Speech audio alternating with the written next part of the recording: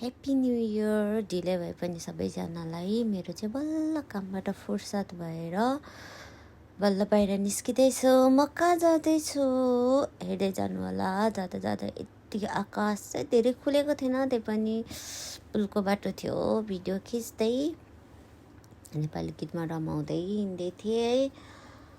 अब नेपालमा चाहिँ हामी न्यु इयरलाई त्यस्तो धेरै कति फेस्टिभलको रूपमा चाहिँ लिँदैनौँ है। हामी अब यिनीहरूको चाहिँ न्यु इयरलाई चाहिँ एकदमै ठुलो फेस्टिभल जस्तै हुन्छ औँसी भनेर।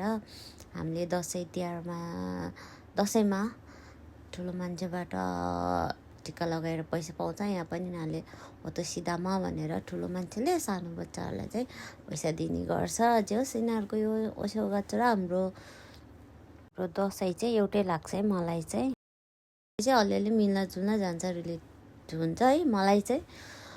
अनि स्पेसली अहिले जुन बाटो मैले देखेर चाहिँ मेरो फेभरेट हो। वरिपरि एकदम काँस हुन्छ है, अनि बिचमा चाहिँ रोड हुन्छ। मलाई एकदम राम्रो लाग्छ, गाउँतिरको भाइब दिन्छ। भन्दै गर्दा म आइपुगेँ जिन्जा हात्सुमोते जिन्जामा दर्शन गर्न आइपुगेँ।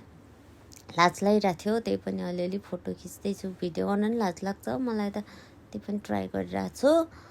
अनि जिन्जा पुग्ने बेला जहाँ पनि भगवान्को ठाउँमा रुख धेरै हुन्छ है। जापानमा पनि त्यही हो, नेपालमा जस्तै। अनि कुजी ताने मलाई चाहिँ खासै राम्रो परेन, अनि हेल बाँधिदिएर म फर्किएँ।